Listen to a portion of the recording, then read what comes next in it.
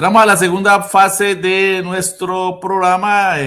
Tenemos ya en nuestra pantalla a la profesora Yolanda López. Ella es licenciada en literatura de la Universidad del Valle. Yolanda López Durango, artista y docente de lengua castellana. Es también cantante. Actualmente cursa una maestría en interculturalidad y pertenece al coro de egresados del Instituto Popular de Cultura, que creo que ahora va a ser parte de la Universidad de La Ladera, el multicampus universitario. Ha trabajado más de 15 años como docente de aula, 10 años en el magisterio y otros años en instituciones de arte, instituciones técnicas universitarias como el CCED y otras universidades.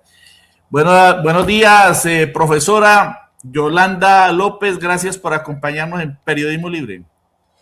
Pues es un placer, mucho gusto estar aquí. Muchísimas gracias. Acerque un poquito más el micrófono, porque la estamos escuchando un poco bajo el sonido. Perdón, a ver. Bien, hay numerosas situaciones problemáticas con los docentes. Una que yo diría que la mayoría de la gente no conoce es que hay varias, digamos, categorías, o no sé si se pudiera decir así, usted me dirá, pero hay varias esferas en el campo de la docencia en nuestro país. Entre ellos, los docentes en situación de provisionalidad, los docentes provisionales. Explíquenos, por favor, profesora, acerca de qué son los docentes o educadores en estado de provisionalidad en nuestro sistema de educación y acerca del trabajo que vienen desarrollando en la mesa de trabajo de los docentes con el gobierno nacional, con el Ministerio de Educación. Bueno, primero que todo, decir que los docentes a nivel nacional, pues hacemos la misma labor, cumplimos el mismo horario, tenemos las mismas responsabilidades académicas de formación de la comunidad. En este sentido, pues, decir que en ese momento estamos divididos en dos decretos, perdón. El 2277, que son los docentes, digamos, antiguos, nombramiento y eso, que tienen algunas garantías laborales. Y están los 2277, que son docentes que venían un poco precarizados. Perdón, creo que los repitió, 2277 dijo el anterior y él... 1278. Eso, 1278. Docentes 1278 que en el histórico pues venían precarizados con aquello de la evaluación docente y todo, pero que gracias al gobierno que tenemos ahora, el gobierno del cambio, pues precisamente estamos celebrando que haya nuevas cohortes de profesorado, que se les esté validando sus estudios, que se les esté dando garantía en tabla salarial.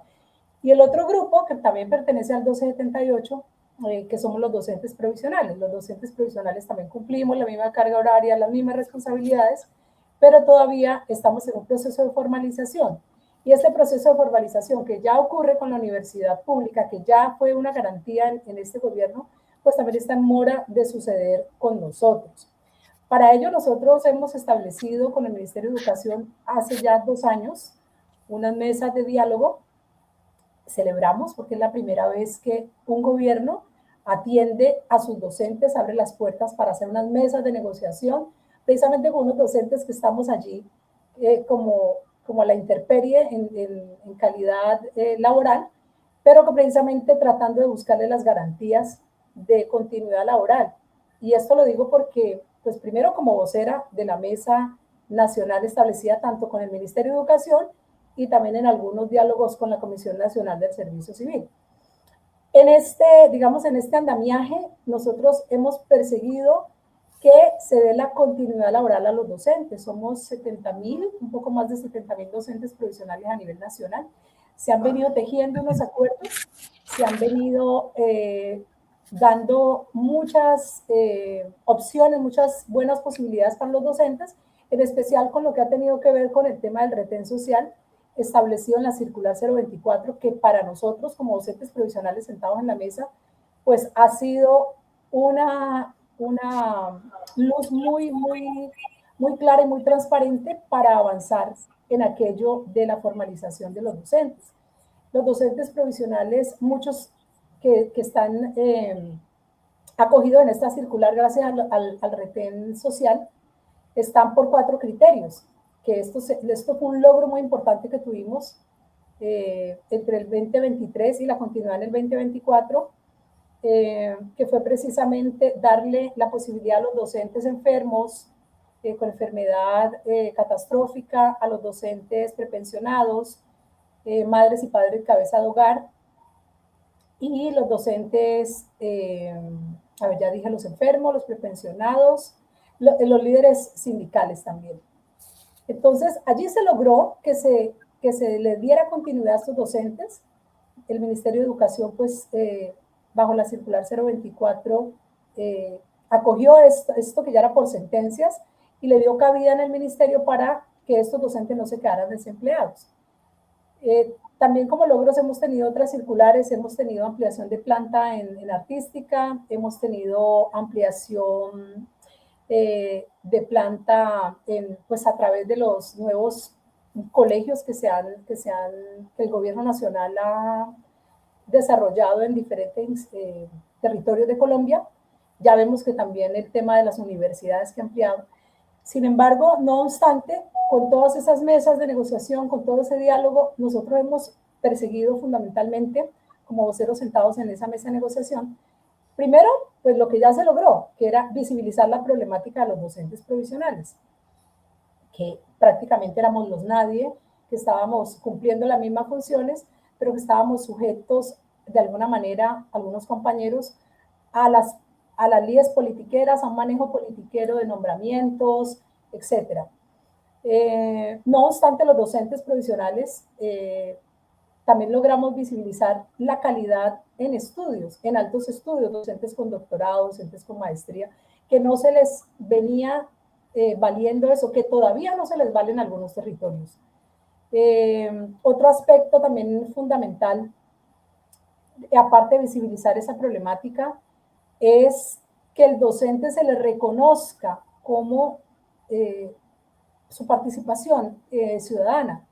Recuerden que hablamos de 70.000 docentes y la mayoría de esos docentes son docentes jóvenes, pero también muchos docentes que han cruzado toda su vida en el magisterio, 20, 25 años, y que no logran esa estabilidad laboral, que es lo que estamos reclamando, que por supuesto no es culpa del gobierno actual, sino que viene de los gobiernos anteriores que no han querido darle la oportunidad a esos docentes a que se vinculen de planta.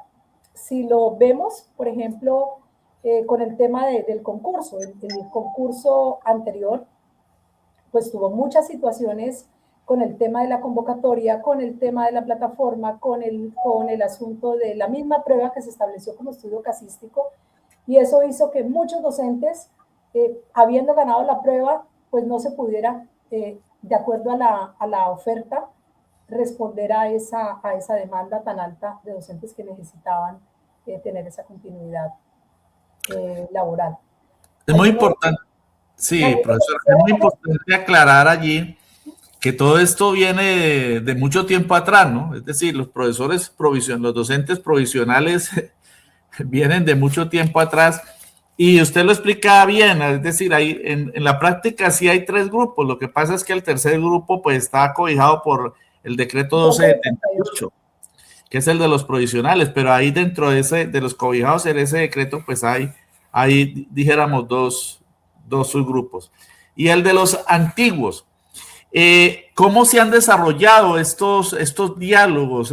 Coméntenos un poco acerca de cuál ha sido esa dinámica, porque hay algo que es muy importante ir desarrollando temáticamente desde el punto de vista periodístico y de la información para nuestro pueblo, y más aún en esta época de decisiones, y es cómo se ha abordado desde un gobierno alternativo, un gobierno distinto, un gobierno de izquierda, la relación con los docentes, más aún teniendo en cuenta que en los docentes el gobierno del presidente Gustavo Petro pues siempre desde la campaña electoral ha tenido un gran respaldo. Imagine usted cómo el Consejo Electoral en esas maniobras politiqueras, no jurídicas, en las que se metió para tratar de inhabilitar al partido del presidente Gustavo Petro, pues señalan que fue casi que un delito que FECODE entregara un auxilio a partidos que apoyan al presidente.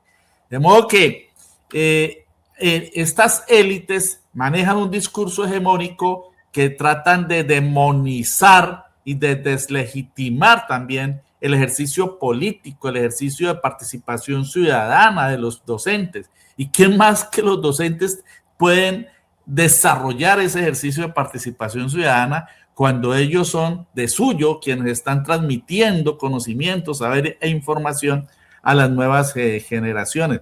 Coméntenos un poco acerca de todos esos procesos de relacionamiento docentes-gobierno del cambio.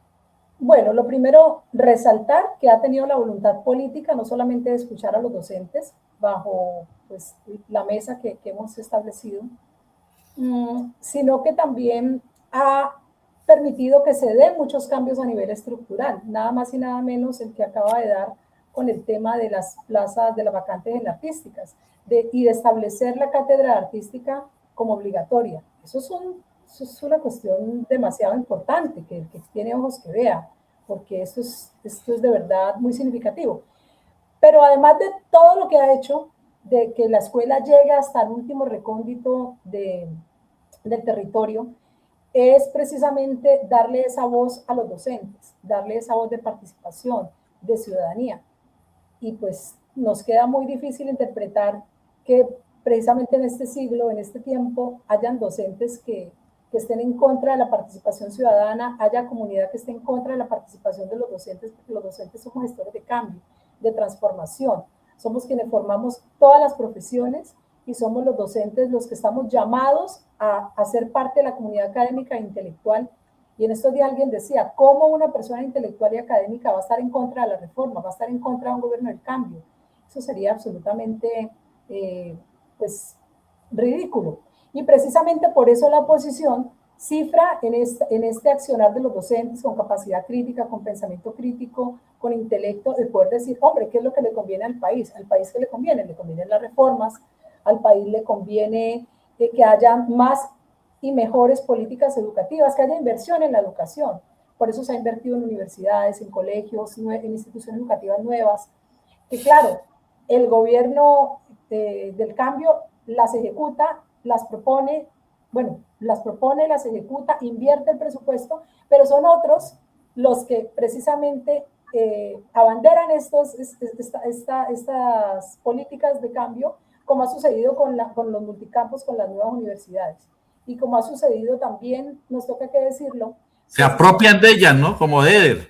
Eso, exactamente. O sea, tener que salir el gobierno o el ministro de Educación a desmentir y a decir, mire, que esto no lo está haciendo el alcalde X o la gobernadora Y, en este caso de Eder o Dilian Francisca, sino que esto lo ha hecho es el gobierno nacional, que no se había hecho cuando se había pensado en educación gratuita, y yo creo que esto pues no lo podemos dejar pasar. Educación gratuita universitaria. Esto es un logro que no se había avisorado en el país, no tenía cuándo suceder. Ahora bien, pese a todos esos cambios y transformaciones, pues también hay que decir, y a nosotros nos gusta también como Colectivo Nacional de Docentes Profesionales, decir las cosas de frente. O sea, una cosa es la política, una cosa es decir, aquí están los recursos, aquí está, simplemente ejecute, y otra cosa es la veeduría en el territorio, el cumplimiento de los acuerdos, que es donde se ha venido pues haciendo los manejos políticos para nombrar a la gente en esos cargos, para no hacer la vinculación de los docentes, tanto si hablamos de la universidad pública, porque también he investigado y mantengo al tanto de la formalización de los docentes universitarios. No solamente es que ya está aprobado, no solamente es que ya está, digamos, esa política en marcha, sino que ahora tiene que pasar por ciertos consejos, por ciertos trabas para poder ubicar a esos docentes y darle la continuidad. Y cierro con esto. Los docentes y la comunidad en general tiene necesidad de derecho al trabajo digno, a la salud, a la educación, a la vivienda. Y es precisamente que en muchos casos, precisamente en nuestro sector, pues no se ve. En el caso de las votaciones que usted mencionaba hace un ratico y de lo que le están cobrando a Petro por ventanilla, pues es la respuesta del pueblo, el pueblo que lo eligió, el Claro. pueblo que pensamos y el pueblo que dijimos, vamos a pensar en la transformación. Pueblo que ellos no tienen, ¿no? 200 años de atraso, gobernados por las mismas 5 familias y en la inopia con los propósitos del cambio. Entonces, a uno no le cabe en la cabeza, y también sabemos que existen muchos docentes refractarios, que no Sí. se piensa que es que FECODE pues es que todo, es que Es todos homogéneo, no. sí, estamos homogeneizados y es Hay que mucha derecha también ahí. aquí hay diversidad aquí de pensamiento, aquí hay un pensamiento crítico también con ciertas políticas que se han ejecutado, pero también hay mucha derecha rampante que ha impedido que se den las transformaciones, como por ejemplo que los docentes provisionales en todo el territorio nos paguen los estudios. A pesar de que esto es una normativa y sería ilegal, y uno se encuentra con municipios donde no les están pagando, tiene maestría, tiene doctorado, dicen no me lo están pagando, y uno dice, pero ¿cómo así? Si es que es una norma, ¿cierto? Otro de los aspectos es el que tiene que ver Incluso en las universidades se da eso. Yo soy testigo, yo fui profesor de la cátedra, nunca me reconocieron la maestría ni la especialización.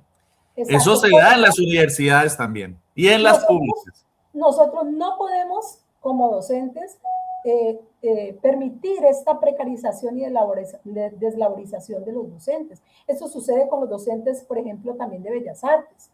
También me he movido en ese gremio y en búsqueda de las políticas de reivindicación de los derechos y la formalización laboral. Entonces, para nosotros, el gobierno ha dado un paso gigante frente a las transformaciones sociales. ¿Qué es lo que pasa? Que todavía está acompañado de cierto lastre neoliberal dentro de las políticas, incluso dentro del MEN, ¿sí? Que no quieren que los docentes ocupemos el lugar que históricamente, como dijo Francia Márquez, que históricamente nos pertenece, nos corresponde, porque una persona se capacita, se profesionaliza, es para incidir en la comunidad, en la transformación social. Y esa transformación social, que es a la que le temen precisamente, se intenta bloquear con bonos escolares, con la cobertura contratada, teniendo maestros en las horas extras, en lugar de reincorporar a los docentes que hemos sido desvinculados, docentes con 20 años de servicio que en ese momento, por más de que haya una política que diga tiene derecho a la prepensión, pues no se da, porque si tiene tiempo en el privado, como nos pasa a muchos, y en el público, pero no cumple la edad, pues no se puede pensionar, ni si no se acerca a los 54 años, en el caso de las mujeres que cumplíamos 3 años antes de 3 años para podernos pensionar, pues los profesores van a quedar como esos viejos y viejas que dice Petro, desprotegidos. Y ese es un llamado también al gobierno nacional, porque no es solamente establecer una mesa de trabajo, sino que está en mora, en la última mesa que nosotros tuvimos, está en mora de sacar la circular informativa, la directiva nacional, que diga qué fue lo que trabajamos en términos de sistema maestro, cómo se va a vincular los docentes, porque ya los criterios los establecimos en esa mesa. Se establecieron mesas de trabajo con el nuevo comisionado Edwin Ruiz, que es una persona muy asequible, muy amable y que agradecemos que esté en ese ministerio también, como directivo, en ese trabajo, como comisionado, pero que se requiere para allá, porque es que los listados de elegibles ya se agotaron, ya pasaron las audiencias y siguen miles y miles de docentes en el territorio sin laborar. Entonces, estamos en mora de que se den los nombramientos porque ya se establecieron los mecanismos. El primer mecanismo para a la audiencia que nos está acompañando, para que entienda un poco de qué estamos hablando. El primer mecanismo que se estableció fueron las mesas de trabajo, ¿sí? Con el Ministerio de Educación, que vienen hace 2 años, por donde pasó el viceministro Oscar, la ministra Aurora, que asistía a las reuniones, la ministra Aurora, y pues ahorita estamos también esperando que el ministro de Educación, Daniel Quintero, también asista a esas mesas de trabajo y se comprometa con los docentes. Daniel Rojas. Daniel Rojas. Daniel Rojas Medellín.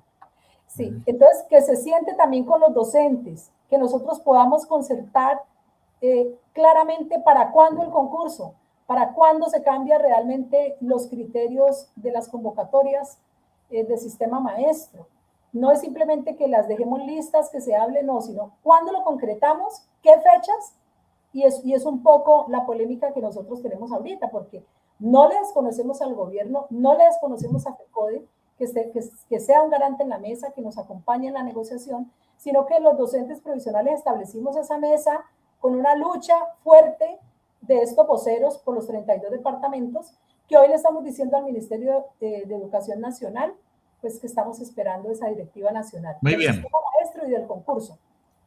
Una noticia de las últimas horas, pasó ya la mesada 14. Claro que esto es una reforma constitucional, ¿no?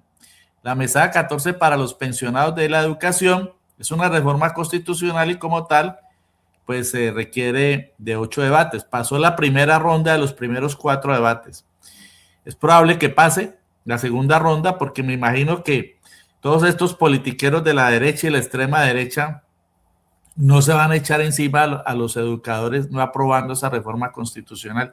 En el último periodo de sesiones de estos 4 años del actual Congreso, Congreso que no ha hecho sino sabotear las reformas sociales del gobierno del presidente Gustavo Petro. De modo que, ¿cuál es su opinión en relación brevemente con este otro logro, ¿no? De los docentes, la mesada 14 para los pensionados? Parte porque ya hay una parte que la tienen.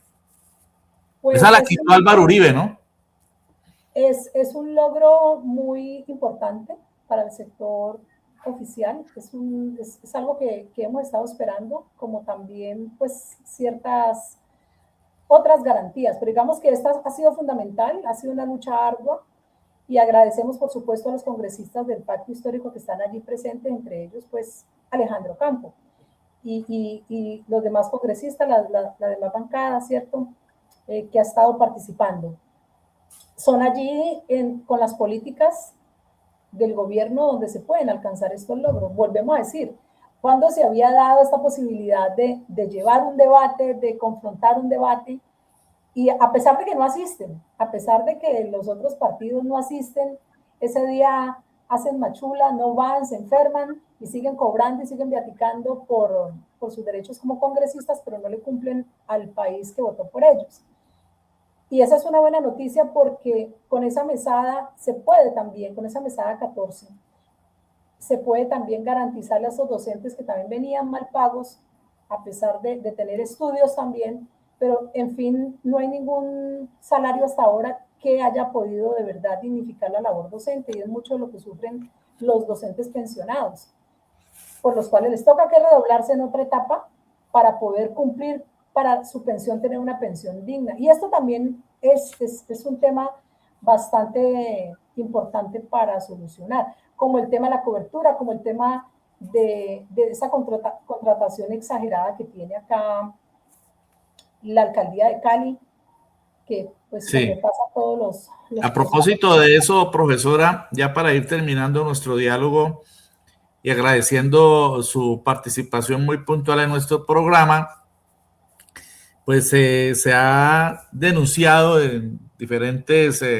asambleas. Fuimos testigos de una asamblea muy grande que hubo en el Instituto Técnico Antonio José Camacho. Bueno, así lo conocimos en mi época de estudiante, que me imagino que le han cambiado un poco el nombre porque ahora todas son instituciones muy grandes. Y allí hubo una asamblea bastante grande de docentes de diferentes sindicatos, de esa multiplicidad de sindicatos que hay en el sector educativo, y en el que se denunció ese hecho de que en el gobierno de Alejandro Ader pues se ha disparado la contratación de la tal ampliación de cobertura educativa, que no es sino una competencia para el sector público y un negocio para muchos colegios de garaje, de educación bastante pobre en el sentido académico y con infraestructuras bastante deficientes. ¿Cuál es el análisis que usted hace de ese hecho que, como digo, pues ha venido siendo denunciado porque ni más ni menos es tratar de acabar con la educación pública? Yo lo llamo a eso como las secuelas del miedo y del enanismo político que existe en el país, porque enviar a un estudiante a la universidad pública, a los colegios estatales, es verdaderamente un riesgo político que ellos dicen cuando nos estigmatizan a los docentes como aquellos que alineamos, ¿sí? A los estudiantes. Y eso tiene que ver precisamente con la capacidad de pensar. En la escuela pública, en la universidad pública se piensa, se establece el pensamiento crítico. Y por eso se inventan una serie de instituciones otras para terminar, para darle un ataque frontal a la educación pública. ¿Qué pensamos nosotros como docentes? Independientemente del decreto del 2277, del 278, que también cobija a los provisionales, lo que nosotros pensamos es que tiene que haber una educación crítica, una educación artística, una educación que potencie la vida. Mientras eso no ocurra, se van a seguir inventando las instituciones de garaje, se van a seguir inventando otras instituciones para coaptar a los estudiantes, para quitarle, digamos, la posibilidad de que realmente se forme, se especialice con docentes que, por supuesto, ya decía hace un rato, tenemos la formación para poder transformar a la comunidad, para poder incidir en las transformaciones sociales que se requieren.